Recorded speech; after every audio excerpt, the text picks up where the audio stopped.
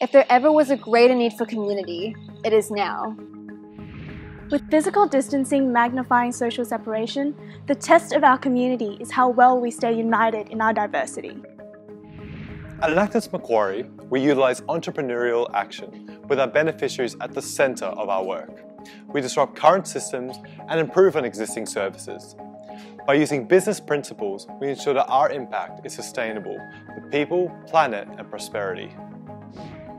Focused on reducing inequalities, we present to you two projects, the Nubala Yugal Education Centre and the Women's Creative Hub.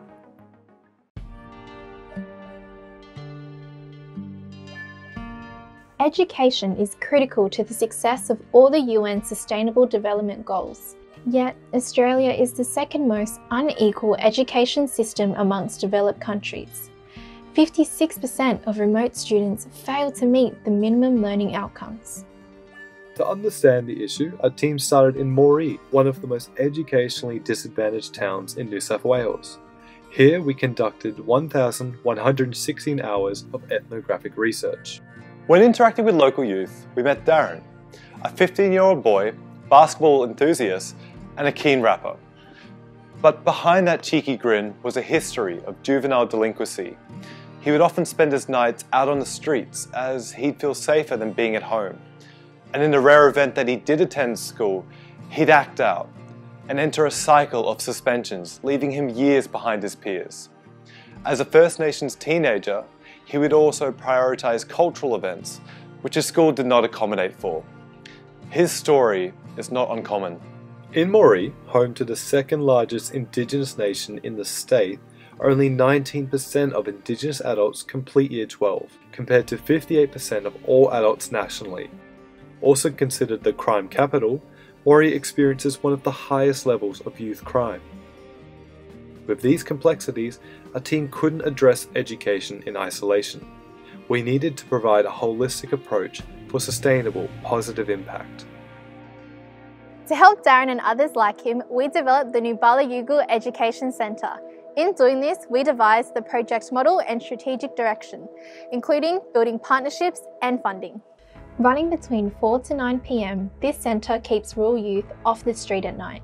It offers a flexible curriculum so students can enter at an appropriate academic level regardless of their age. Their learning is supported in a 1:5 mentor to student ratio for greater connection and individualised support. This couldn't be done without the trust of the community, so we partnered with Hands and Feet, who had already built trust and were currently offering tutoring and outreach services. To increase the credibility and scalability of our centre, we made several other partnerships.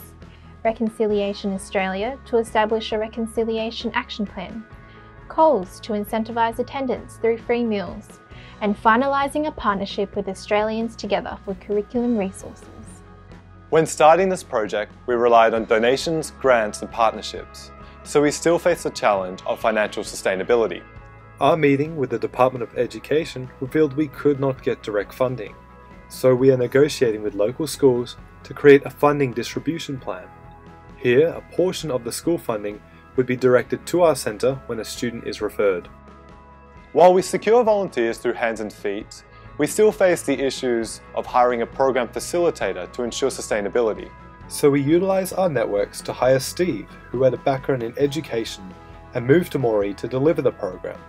He is currently supported by the NDIS. Suspension letters from Macquarie East Public School and Youth Liaison Officers refer students to our centre. So just 5 months after our first trip, we had 22 students enrolled for our pilot. Though the coronavirus led to a temporary shutdown, we used this time to refine our metrics. We track improvements in grades, retention rates and program completion. The long-term benefits of our project will also be assessed by collecting data on the pathways that students follow. Lifted restrictions are beginning to reveal the impact of our project. For example, basketball enthusiast Darren. It's been 4 years since Darren has been either willing or able to attend any school classrooms. We began building relationship and every session seek to do some work on his literacy, which is actually at around a Year 2, Year 1 level. After the COVID-19 restrictions began to ease, he went immediately to 2/3 of his attendance with us, and for the last fortnight, almost 100%. With 5 mentors, we can assist 25 students just like Darren.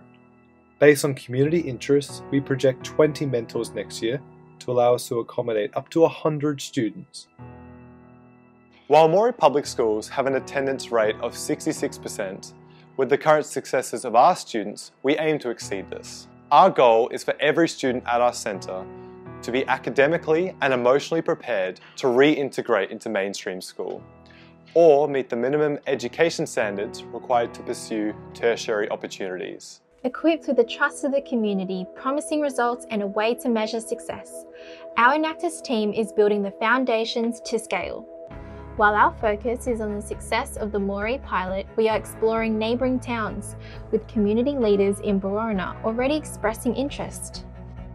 We are proud to say that despite the initial funding rejection from the department, we are now working with them to endorse our program through NESA.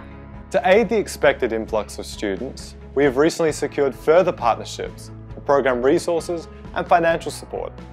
We envision this model in rural and remote communities across Australia. Our team does not only strive to provide quality education, but to build a bridge for those who are falling through the cracks of the education system. Nubala Yugal goes beyond meeting educational standards and empowers youth to develop self-confidence, creating their own path to success. We recognise the importance of lifelong learning for prosperity and apply this understanding across projects. The Women's Creative Hub is our second project, empowering women from refugee backgrounds in Western Sydney.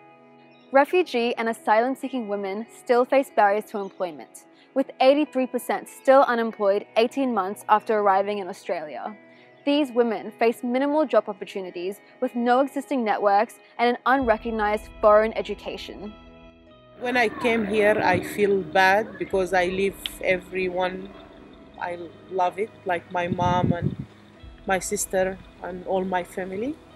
I feel hard here to make new friends, and I close myself many years in my home. In 2015, House of Welcome developed the Women's Creative Hub. Here, women from refugee backgrounds meet weekly and build connections with each other. In 2017, we stepped in as partners to improve community engagement and reduce stigma. For the past year, our weekly visits to the hub show that while women were satisfied with the activities, there was a mutual interest in gaining financial independence. So, we expanded hub operations by adding 2 streams, workshops and income opportunities, equipping them to launch independent businesses. To achieve financial independence, we played on their strengths. After spending hub sessions with stories centered on food and craft, we built our business model, incorporating the skills they developed. Building on their craft and catering talents, our partner hosted 5 workshops to commercialise their products. The success of the initial workshops encouraged them to host 29 cooking classes and 25 craft workshops independently, engaging 305 community members. It was clear there were 2 streams of income opportunities, with 90% of the women reporting an increase in confidence. They applied their learnings to open their own market stalls. 100% of the women were able to profit over $100 per day, with income going directly to the women. Given that the hub covers all overhead costs, the women are able to test consumer interest in their products with minimal financial risk. This gives the women an opportunity to independently open a permanent store. Secondly, we launched A Little Something, a business connecting the women from the hub to catering opportunities. To cover initial costs, we raised $8,000 through crowdfunding and grants, allocating 10% of these funds to cover projected startup costs such as kitchen hire.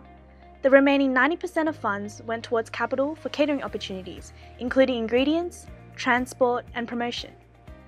Next, we focused on improving our marketing channels to reach potential customers.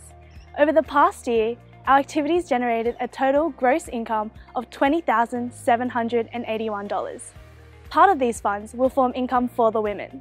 Our total net income of $7,394 is reinvested back into the hub for workshops and other operations.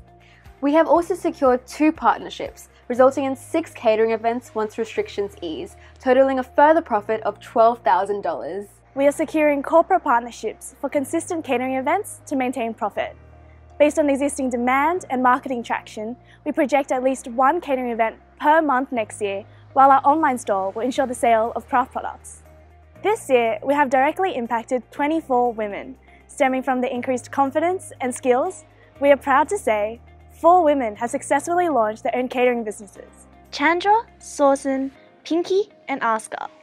This signifies how the Women's Creative Hub enabled them to reach their potential. With operations of the hub temporarily suspended by coronavirus, our team launched a donation campaign to provide immediate relief to our most vulnerable women, covering food and transport. We also noticed a sudden increase in online engagement. Capitalizing off this, we launched the Virtual Hub. Here, women share craft and cooking tutorials to continue engagement and promote their individual businesses. It also includes a store for the craft products unable to be sold at markets. The Hub sustainably develops an opportunity for women to generate their own income. With a strong foundation of skills, the women are able to confidently step out of the Hub while new women are referred. These activities and the skills gained are the stepping stones for social confidence and integration. For some, this involves running their own businesses, but for all, this is the needed recognition of their value, decent work, and the reduction of social inequality. The Women's Creative Hub ensures that the women are equipped to establish a life for themselves through social connection and economic independence. From the engagement of real youth to the success of these women, we understand that sustainable positive impact can only be achieved by working with the community, by giving them the tools to take control of their lives. This remains true for the other projects our team has worked on, from creating water filters, a peer mental health program, to face masks for COVID-19. We at Enactus Macquarie are focused on uplifting our beneficiaries, as we realise the importance of keeping their needs at the core of our work.